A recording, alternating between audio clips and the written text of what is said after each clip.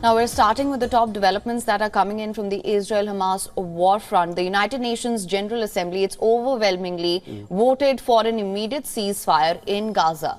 Well, the vote has been in, but what will be the implications? That's what we were discussing earlier as well. Now, days after, US vetoed the same in the United Nations Security Council.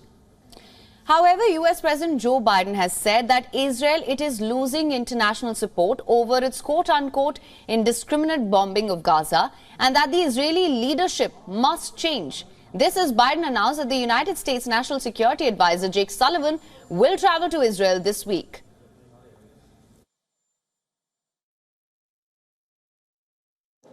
National Security Advisor Sullivan will travel to the region this week and meet with the Israeli War Cabinet, as I have met with, to emphasize our commitment to Israel, as well as the need to protect civilian life and ensure more humanitarian assistance flows and reaches into Gaza for Palestinian civilians. On the other hand, Netanyahu says he will continue with his war against Hamas and that he would not let Israel repeat the Oslo mistake. He did not clarify what mistake he was referring to, however.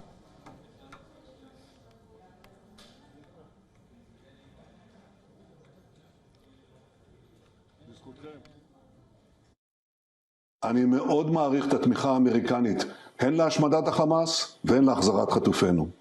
אחרי שיח אינטנסיבי עם הנשיא ביידן ואנשיו, קיבלנו גיבוי מלא, גם לכניסה הקרקעית וגם בבלימת הלחצים הבינלאומיים להפסקת המלחמה.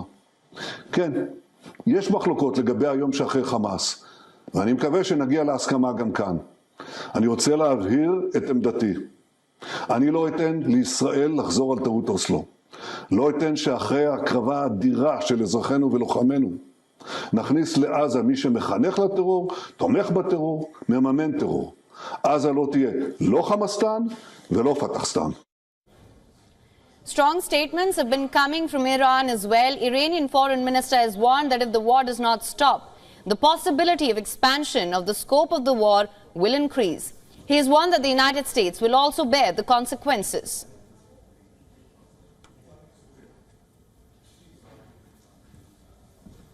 War is not a solution.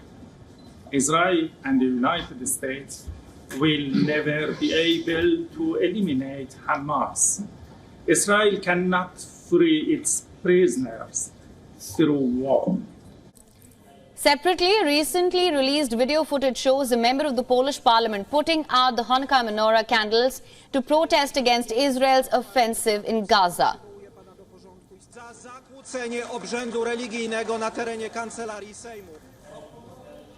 Meanwhile, Palestinian militant group Islamic Jihad says Israeli attempts to free captives in Gaza would not succeed, adding that they would only come back through indirect negotiations and exchange under a full ceasefire.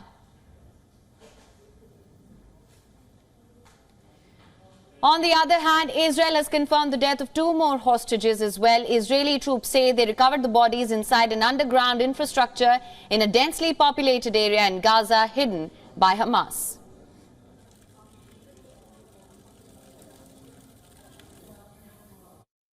IDF special forces recovered the bodies of 2 Israeli hostages during a complex hostage rescue operation in Gaza. 27-year-old Eden Zecharia, who was taken hostage by Hamas from the Nova Music Festival, and 36-year-old Command Sergeant Major Ziv Dado, who was taken hostage while on active duty. Sadly, we did not reach them in time.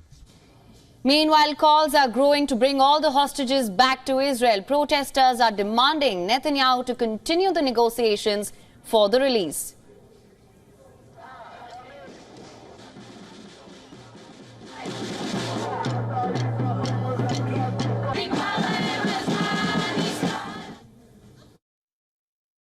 There isn't any time. Our people, our families are there, alone, in the cold.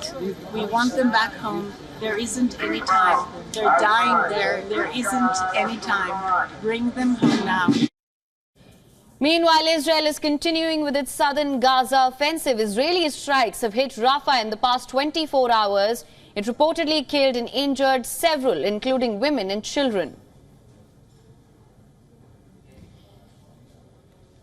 While these are the scenes from Khan Yunis, several had to be rushed to hospitals in the aftermath of Israeli strikes.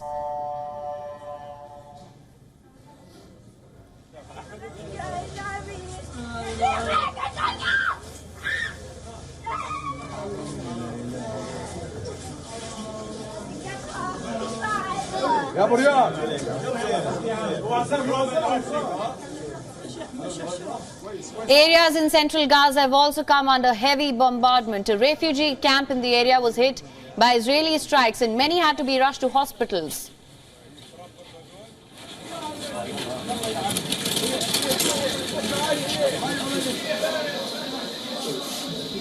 متأكد البند رشن كويس وده